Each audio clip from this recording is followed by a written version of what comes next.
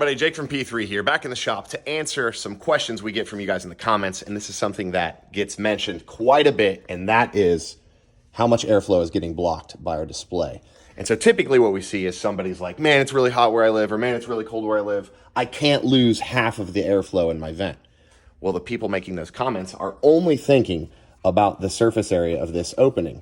But what we really need to think about is what's the most restrictive part of the airflow between the blower motor and this opening. So I don't have the guts of all these dashes to show you, but I do have the vents, and we got some pretty good examples here. In this case, this is a BMW F12. This opening after the display is installed is 4.13 square inches. The rear, only 4 square inches. So in this case, after the display is installed, it's still larger than it is back here. And I have some more examples. This is Mark 7 Golf, pretty big front opening, but the rear is quite a bit smaller. Mark 6 Golf is even worse. Huge front opening and an even smaller rear opening. This is a brand new Silverado. We see this rectangle here, and it's got this thick black border all the way around. That's because it's necked way down in the rear. You can actually see how it's just chopped off.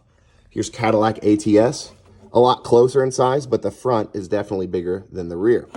Now, there are exceptions to this. This is a 6th gen Mustang. Here's the rear. It's going to be a little bit bigger than the front.